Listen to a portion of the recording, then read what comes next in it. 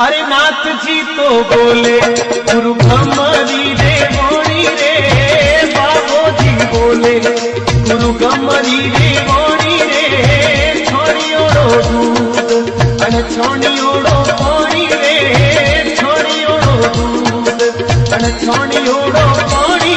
अरे हाँ